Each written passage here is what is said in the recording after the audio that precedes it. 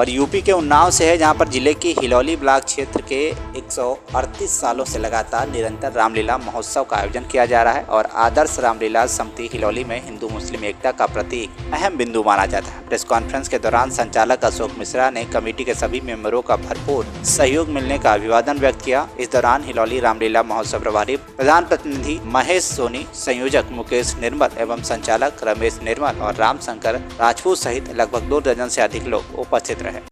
आप रामलीला में महोत्सव प्रभारी हैं, इस बार क्या नया देखने को मिलेगा रामलीला में, और रामलीला से हम लोगों को क्या सीख लेनी चाहिए, इस पर प्रकाश डालें आप। सबसे पहले तो अपना परिचय। महेश प्रसाद सोनी, ग्राम पंचायत हिलौली, पुष्पा देवी प्रधान प्रतिनिधि महेश प्रसाद सोनी। रामलीला के और मेला के संदर्भ में हर साल की अपेक्षा इस साल जो है हमारे संरक्षक अशोक कुमार मिश्रा जी, हमारे अध्यक्ष मनोज कुमार शुक्ला जी, हमारे प्रबंधक संजय श्रीवास्तव जी, हमारे संयोजक मुकेश कुमार निर्मल जी, बड़े भैया कुन्नू भैया, रमेश भैया, रामशंकर, अनोज, हरिराम पत्रकार, सभी हमारे रामलीला कमेटी के छोटे बड़े पदाधिकारी, उनको हम धन्यवाद देते हैं। रामलीला इस बार जो है हर साल से अपेक्षा अध्यक्ष जी और संरक्षक जी सारे पदाधिकारी के बीच में एक बार मंथन भी हुआ और सारी तैयारियां लगभग हो गई हैं और पिछले साल या अनेकों साल जो बैक में हुआ है, इस साल जो है उससे ज़्यादा दिखाया भी जाएगा और तैयारियां भरपूर चल रही हैं। क्यों संरक्षण जी? रामलीला को लेकर के इतनी उत्सुकता आप लोगों के अंदर रहती है, क्या वजह है और इससे हम लोगों को क्या सीख लेना चाहिए, इस पर ज़रा बताएं। रामलीला हमारे पूर्वजों से ये चल रहा है। हमारे बाबा, हमारे चाचा, हमारे पिताजी इस रामलीला कमेटी के अध्यक्ष भी रहे हैं। हमारा छोटा भाई भी इसमें मरते दम तक रहा। आज वो हमारे बीच में है भी नहीं। हमारे लल्ला श्रीवास्तव भी इस कमेटी में हमारे कैप्टन भी थे वॉलीबॉल के और अध्यक्ष भी थे रामलीला कमेटी के। उनका भी बड़ा त्याग रहा है इसमें और कहीं न कहीं उनकी प्रेरणा हमारे दिल दिमाग में घुस गई इस संगठन के प्रति और पूर्वजों की कृपा थी है हमारे ऊपर। तो रामलीला कमेटी में कभी अपना प्रधान नहीं हुआ करता था। कमेटी के द्वारा, समाज के द्वारा, अपने पूर्वजों के द्वारा ये ऐसा दिन आया कि हमको जो है इस गांव का प्रतिनिधित्व करने को पूर्वजों के पद चिन्हों पर आप चल रहे हैं, लेकिन जनता में रामलीला से क्या संदेश जाता है और हम लोगों को क्या सीख लेना चाहिए इस पे? इसमें पूरी रामचरितमानस की जो है तैयारी की जाती है। राजा दशरथ के 4 पुत्र हैं। संदेश ये दिया जाता है कि उन्हीं के अनुरूप इस गांव की जनता वो छोटे बिटिया लड़के जो तैयार हो रहे हैं अपने माता पिता को कहीं न कहीं उससे सीख लें और उसका पालन भी करें जी। अच्छाइयाँ हम लोगों का संदेश है समाज में पहुंचाने का, तो वही हमारे पूर्वज भी करते रहे और हम लोग भी कर रहे हैं निरंतर, और ये मानते भी हैं कि निरंतर ये चलेगा। आज जो हिलौली में प्रेस कॉन्फ्रेंस की गई है, किस विषय को लेकर की गई है, क्या है प्रोग्राम? सर्वप्रथम समिति के प्रति यहाँ के मीडिया का जो लगाव, अपनत्व और अपनापन है, उसको हम धन्यवाद देते हैं। और किसी भी कार्यक्रम को प्रारंभ करने के पहले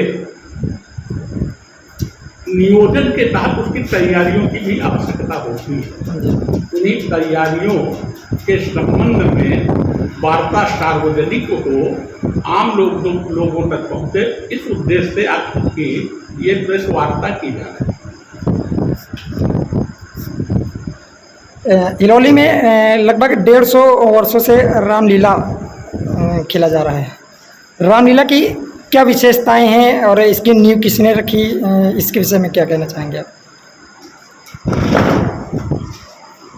आम सूत्र के अनुसार लगभग 138 वर्ष पूर्व जी इसी गांव के निवासी पंडित दुलारे प्रसाद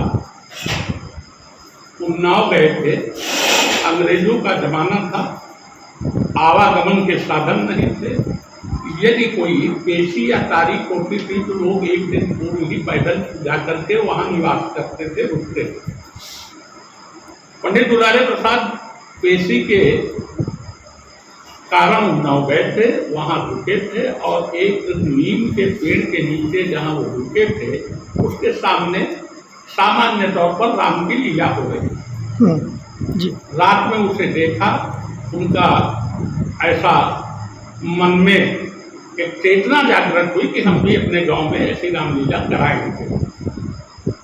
फाउंडेशन में पंडित दुलारे का नाम आता है, लेकिन ये आम श्रुति है। उसके बाद यहाँ के तमाम पूर्वजों ने मिलकर के इस परंपरा का शुभारंभ किया। तब न वस्त्र थे, न आवरण थे और न ही विशेष साहित्य रहा होगा। फिर भी उस समय के अनुरूप सामूहिक स्थिति में यहाँ रामलीला प्रारंभ हुई और न सही ओढ़ तो अंगूठा ओढ़ कर ही उन्होंने अपने स्वरूप को बनाने का प्रयास किया और ये अनवरत तब से चली आ रही है। स्वरूप बदला, साहित्य बदला, संगीत में परिवर्तन हुआ और आज रामलीला का स्वरूप काफ़ी कुछ निखर गया। हिलौली में जब रामलीला की बात आती है तो बड़ा संदेश जो बाहर निकल कर जाता है वो हिंदू मुस्लिम एकता का प्रतीक माना जाता है। इसने की नींव रखने में भी बड़ी सहायता थी, इस पर क्या कहना चाहेंगे? हाँ, ये सत्य है। जो आम संदेश जाता है वो यथार्थ संदेश है। यथार्थ संदेश में पाया ये जाता है कि दुलारे के स्वामी ही फिदा हुसैन और उनके बाप यानी कि उनके पिताजी श्री मुंशी खां ने यहाँ जो रावण का पुतला बना है उन्होंने बनाया था। इसमें जो ईंटा लगा हुआ है वो चांद खां के भट्टे से आया है, जो भी फ्री में दिया गया जी। और अभिनय भी वो परिवार निरंतर करता रहा। अभी 3-4 वर्ष पूर्व रावण का अभिनय करने वाले उन्हीं के नाते सिराज अहमद का निधन हुआ। अच्छा, आरोप प्रत्यारोप वाली बातें तो वो आती रहती हैं। फिर हिलौली में रामलीला की बात करें तो कमेटी पर जिस प्रकार के लोगों में चर्चाएं होती हैं वो किस प्रकार अध्यक्ष पद को लेकर के है मामला संज्ञान में आपकी? क्या अध्यक्ष पद को लेकर के जो बातें सामने निकल कर आती हैं कि अध्यक्ष की चलती नहीं, ऐसे कुछ मामले, इस पर क्या कहना चाहेंगे आप? प्रतिपाल से लेकर प्रतिहार से लेकर प्रतिपाल तक अभिनय करने लगे हैं हिलौली रामलीला कमेटी के। प्रतिहार भी बन जाते हैं और प्रतिपाल भी बन जाते हैं। हर व्यक्ति के अंदर कला और विधा की होड़ लगी। उस होड़ में अगर किसी पद और पावर का भी होड़ हो जाए तो इसे अन्यथा भाव से न लेना चाहिए। परिवार में अधिकारों की लड़ाई होती है। अब एक पूरी सामूहिक व्यवस्था है। अधिकारों के शब्दकोश में कर्तव्यों के छंद नहीं है, नाटों का दस्तूर वही है, पर फूलों में गंध नहीं है। अधिकार तो हर व्यक्ति मानता है। आप किस नज़रिए से देखते हैं जब कमेटी में कई सारे लोग होते हैं, जब भी कोई नया निर्णय होता है तो आप उसको किस विषय में आप लोगों के सामने पेश करते हैं जो कमेटी के व्यक्ति होते हैं, क्योंकि युवाओं की सहभागिता भी अहम रहती है? आप परिपक्व पत्रकार हमको लगते हैं। कभी कभी पत्नी में भी ग्रह कलह हो जाया करती है जी। लेकिन बाह्य तौर पर जब निकलते हैं हम लोग तो ऐसा प्रतीत नहीं होने देते कि हमारे परिवार में ग्रह कलह है। हमारे परिवार का संगठन का ढांचा बहुत मजबूत है। प्रधान का प्रतिनिधित्व कर रहे हैं और पूरे कार्यक्रम के वो इस समय हैं प्रभारी भी हैं। मनोज शुक्ला अध्यक्ष हैं। पूरी टीम है, पूरी कमेटी है जी। और नियोजन के लिए तो पद बनाए जाते हैं। किसी को हम प्रबंधक बना देते हैं, किसी को प्रवक्ता बना देते हैं, किसी को हम मंच संचालक बना देते हैं, किसी को निर्देशक बना देते हैं। मुकेश जैसे रामलीला कमेटी के संयोजक हैं। सबके दायित्व बांटने के लिए पद दिए जाते हैं। है क्या, पद का कोई महत्व नहीं है, ये दायित्वों का निर्वहन है। और दायित्वों के निर्वहन के लिए बाकी संस्था द्वारा एक पॉलिसी मेकिंग कमेटी यानी नीति निर्धारण समिति बनाई गई है, जिसमें 4 से परिपक्व लोग बैठ करके निर्धारण कर लेते हैं कि क्या होना है और उसी के अनुरूप करना होता है। महेश भी मनोज से पूछते हैं, मनोज मुकेश से पूछते हैं, मुकेश रमेश से पूछते हैं, रमेश रामशंकर से, रामशंकर हरिराम जी से, हरिराम जी संजय से। सारे लोग आपस में मिल बैठ कर तय कर लेते हैं कि कैसे होगा। बाकी पदों की ना कोई होड़ है, न पदों के लिए कोई मारामारी। किस तारीख से प्रारंभ की जाती है और किस तारीख तक दिखाई जाती है, जरा इस पर भी चर्चा करें।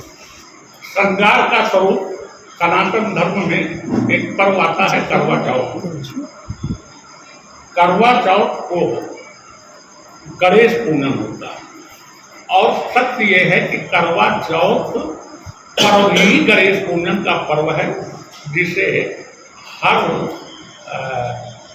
महिला अपने पटके दीर्घायु की कामना के लिए गणेश जी की कामना करते हैं और गणेश जी विघ्न विनाशक माने जाते हैं। इसीलिए करवा चौथ से प्रारंभ होता है और यश का भाव, कीर्ति का भाव, वैभव का भाव धनतेरस माना जाता है, इसलिए उस दिन रावण पर यह किया जाता है। यहाँ पर हिंदू मुस्लिम मिलकर रामलीला खेलते हैं, क्या इस बार मुस्लिम की संख्या बढ़ेगी रामलीला में? सत्य तो यह है कि समिति निर्धारित नहीं कर पा रही कि मुस्लिम को कौन अभिनय दिया जाए। वैसे वर्तमान में अली बख्श खां यहाँ निषाद का अभिनय कर रहे हैं और 2-3 मुस्लिमों का चयन अध्यक्ष श्री मनोज शुक्ला और पूरी कमेटी 2-3 दिन में कर देगी और भी अभिनयकर्ता मुस्लिम आ सकते हैं। बीते वर्ष औपचारिकता में सिमटी रामलीला, इस बार क्या स्वरूप रहेगा इसका? अब योग्य पत्रकार औपचारिकता में सिमटी पत्रकारिता की भाषा है। It is the language of press, but ये औपचारिकता शब्द जीवन का सार्थक शब्द है। औपचारिकता नहीं, श्रृंगार में, श्रद्धा में, भाव में, भावना में, ज्ञान में, विज्ञान में, यश में, कीर्ति में, वैभव में इस बार आपको रामलीला दिखाई देगी। कोरोना काल में मायूस हुए अभिनयकर्ता क्या गलत देखने को मिल रही है इस समय? कोरोना काल रामलीला कमेटी की दृष्टि से एक शांति काल था और संयम काल।